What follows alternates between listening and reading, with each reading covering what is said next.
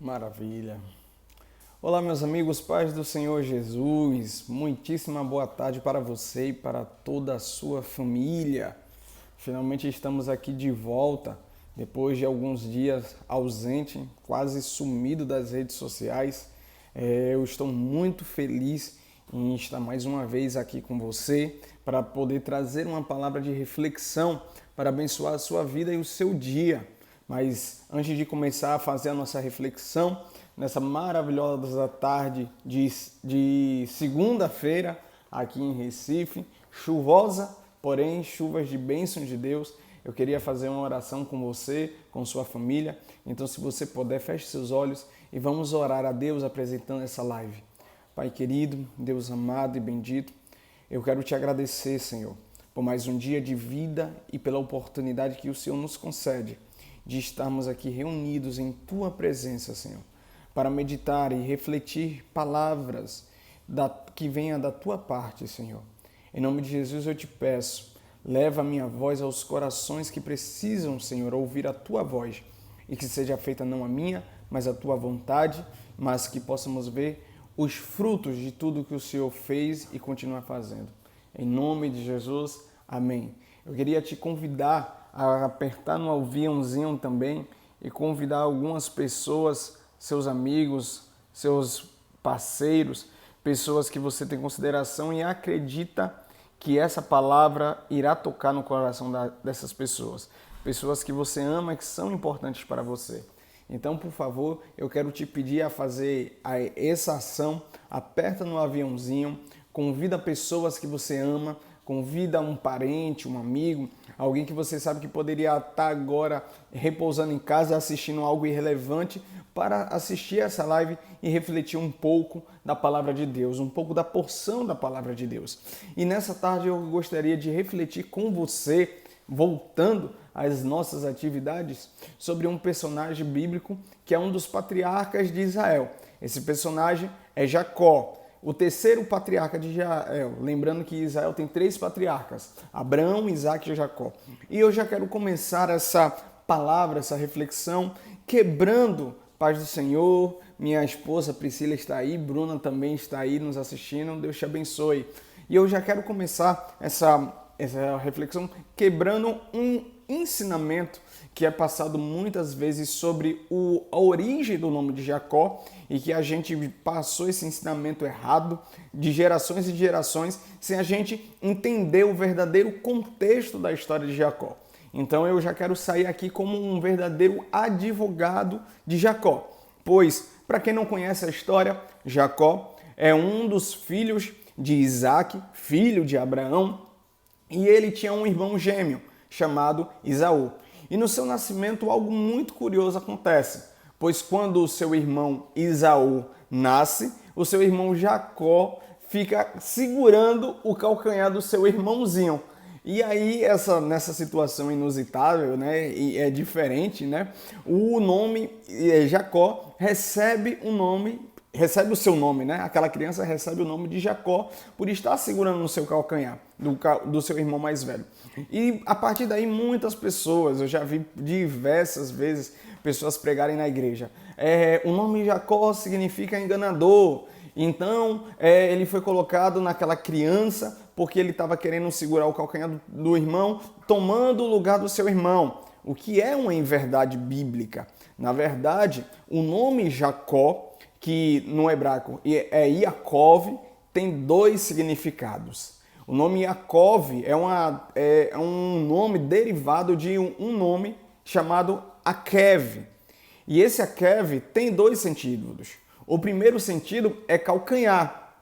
Então, aquela criança recebe o nome de Jacó não é porque ela era uma enganadora.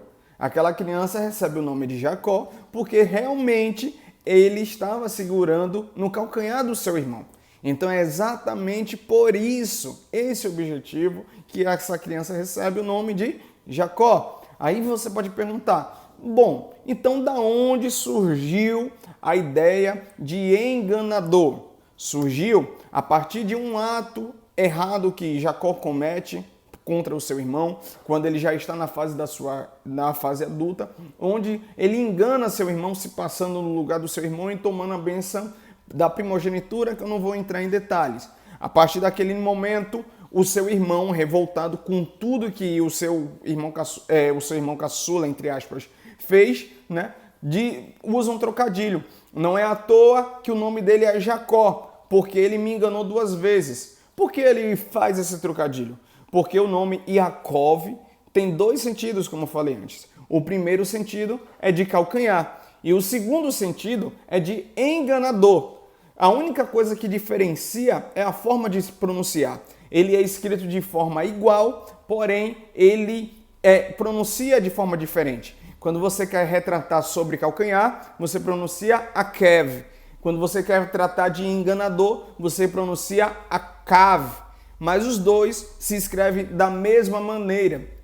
Ou seja, quando o seu irmão Esaú se sente enganado, ele nada mais troca o sentido do seu irmão. Quando ele fala, não é à toa que o seu nome é Jacó, ele não está falando Akev. Ele está falando, não é à toa que o nome dele é Akav. Ele é um enganador, não é à toa que o nome dele também tem sentido de enganador. E aí, meus amigos, trazendo essa breve introdução, e se você gostou até aí, compartilha, aperta no aviãozinho e manda essa live para outras pessoas. Aí eu trago a reflexão dessa tarde. Muitas vezes somos conhecidos muito mais pelos erros do que pelos acertos. Os nossos erros, felizmente ou infelizmente, fazem muito mais barulho do que os nossos acertos. É por isso que muitas vezes a gente tem aquela sensação, em alguns momentos até de injustiça, que a gente luta em vários aspectos da nossa vida, seja ele pessoal, profissional, espiritual, e muitas vezes as pessoas não nos dão o devido reconhecimento do nosso trabalho e nosso esforço. Mas basta a gente cometer um erro que se transforma num pandemônio, porque infelizmente as pessoas, a sociedade que nos cercam age dessa maneira. Paz do Senhor, Rebeca, paz do Senhor para todo mundo que está entrando agora. A sociedade que nos cercam se sentem mais atraídos pela desgraça do que por aquilo que é bom. Não é à toa que programas de televisão que envolve polêmica, envolve sensacionalismo, envolve escândalos, recebe tantas audiências, porque as pessoas têm um prazer de ver, de participar, de ser um espectador daquilo que é ruim. E, infelizmente, os fracassos e os erros trazem consequências, às vezes, muito maiores do que as nossas ações boas. E uma das principais consequências que ela pode trazer e que nós devemos ter cuidado é sobre roubar a nossa identidade. Porque veja só, antes Jacó era conhecido como o quê? Como a criança que segurou o calcanhar do seu irmão. Esse era o significado original do nome Jacó. Foi por isso que ele recebeu o nome, porque ele foi uma criança que curiosamente segurou o calcanhar do seu irmão. Mas a partir do momento que ele comete um erro, uma falha, a sua identidade é trocada. E agora ele é conhecido como uma pessoa que enganou o irmão. Quantas pessoas na sociedade, talvez eu e você conheça, perderam a sua identidade devido a um delito que cometeu? Uma pessoa que era chamada de José, agora é conhecido como cachaceiro da rua. Uma pessoa que era chamado de Antônio, agora é conhecido como drogado da rua. Uma mulher que era conhecida como Joana, agora é conhecida como a mentirosa, como a fofoqueira da rua. Porque muitas vezes os erros dessas pessoas ofuscam até mesmo a sua identidade. Mas uma coisa me chama muita atenção em Jacó.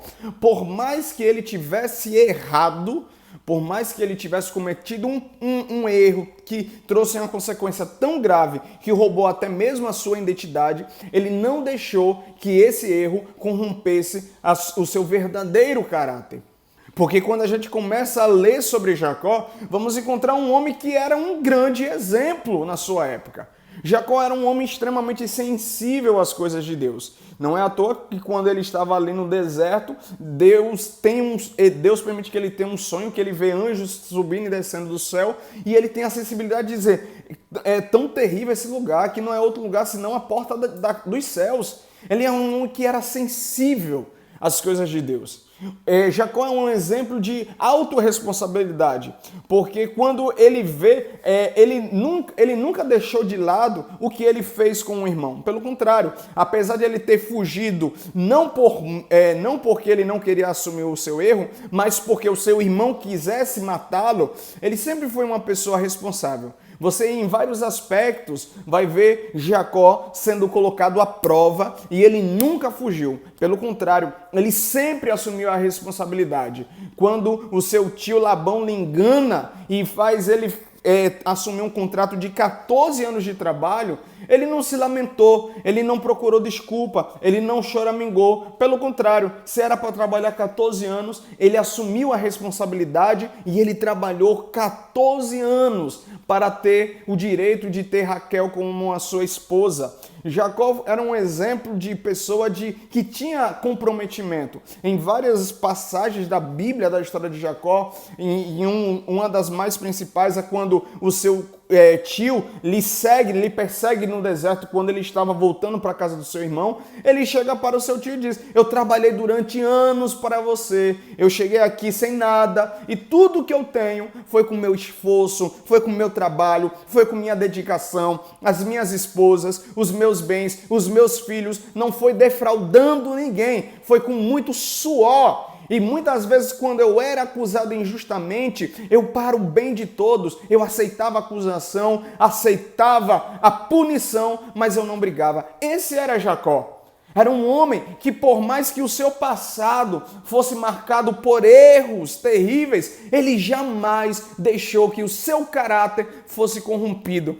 E isso é tão marcante na vida de Jacó, que se para alguns Jacó era conhecido como aquela criança que segurou no calcanhar do seu irmão como nasceu, se para outros Jacó era conhecido como aquele enganador que enganou o próprio irmão, para Deus Jacó era visto como um príncipe. E isso deve ser o principal objetivo meu e seu, não emprestar os nossos olhos ou os nossos ouvidos para aquilo que pessoas negativas ao nosso redor pensam a nosso respeito. Mas a nossa principal atenção e preocupação é entender o que Deus pensa ao nosso respeito. Quando você vai lá em Gênesis, capítulo de número 32, é lindo esse versículo. Deus diz para Jacó, então disse, já não te chamarás Jacó, e sim Israel, pois como príncipe lutaste com Deus e com os homens e prevaleceste.